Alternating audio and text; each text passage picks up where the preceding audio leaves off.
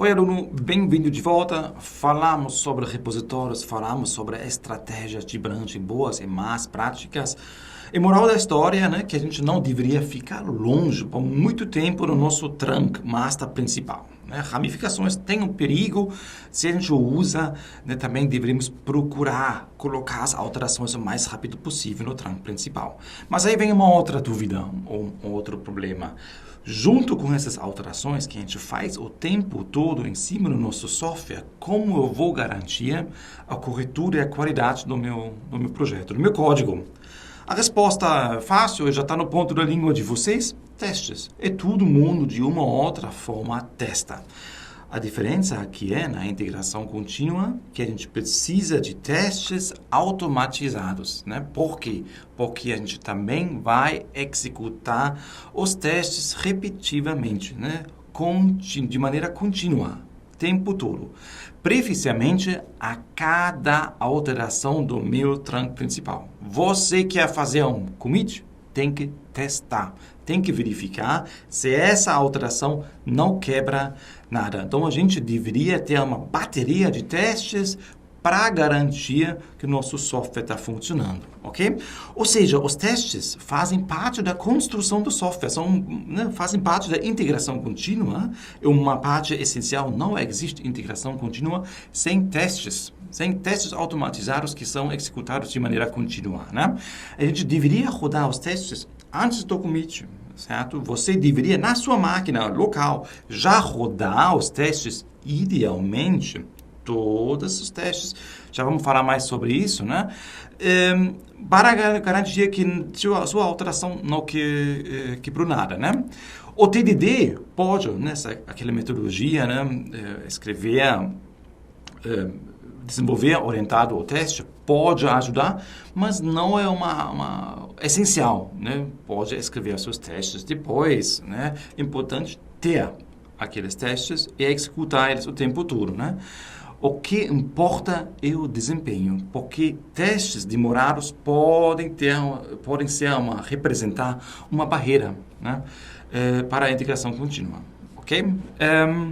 Então, vamos entrar em alguns detalhes. O primeiro, aquele TDD, né? O testes como integração contínua é sobre feedback, né?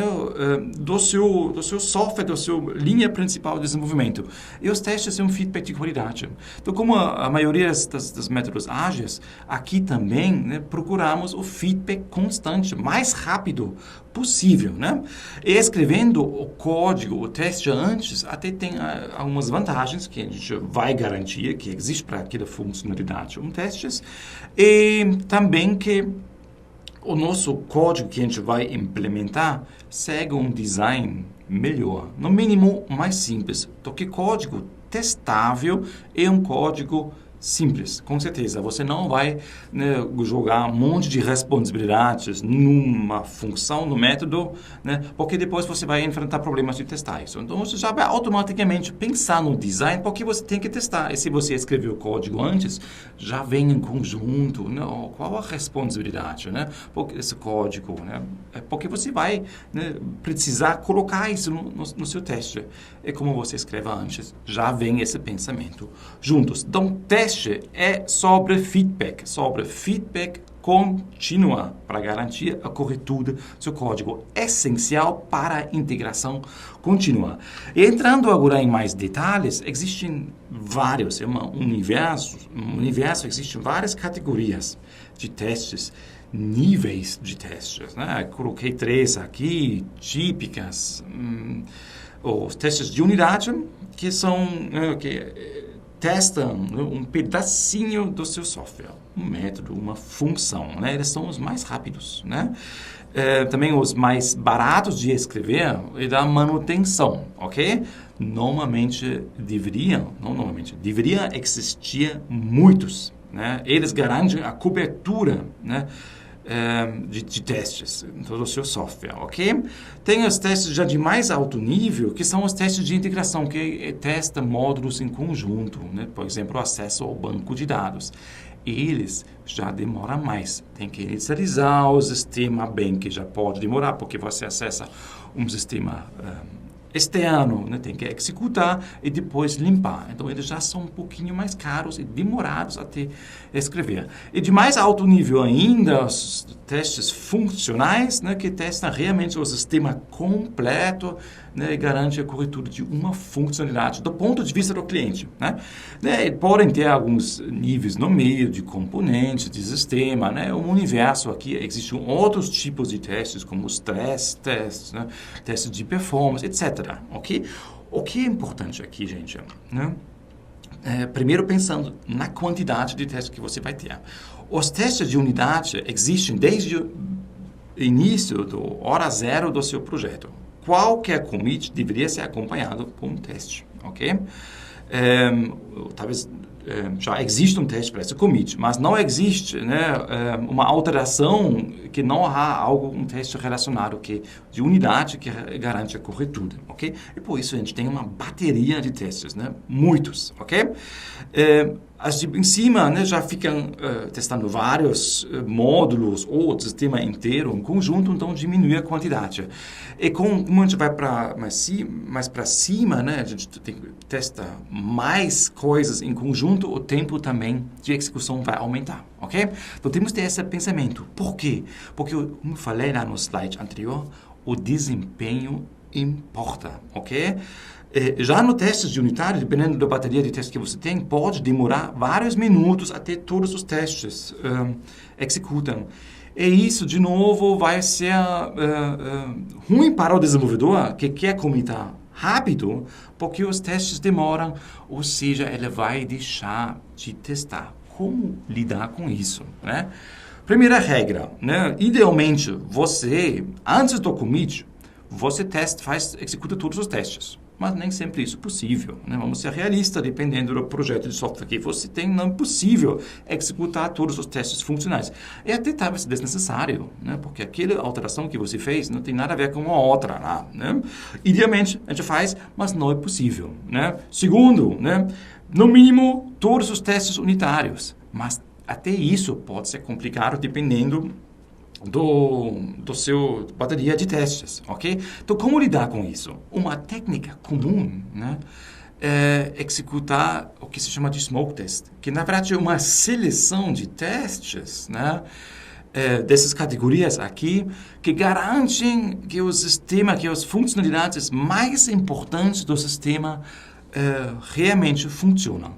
Você também chama esses testes de Build Verification Test, ou seja, esses testes, só quando eles passam, você pode continuar a executar realmente todos os outros testes. Eles verificam, então, um conjunto menor e, por isso, são mais rápidos, porque não usa todos os testes. Passou, então temos uma garantia que esse software essa parte do build não quebrou nada, certo? Que é essencial, e aí a gente vai, então, para o próximo passo, aplicar e executar todos os testes, ok? Então, isso é uma coisa comum que os desenvolvedores, né, local primeiro executam os smoke tests, beleza, vou commitar, e a partir daí, em algum lugar central, vamos executar todos os testes, né? E eu posso continuar aqui.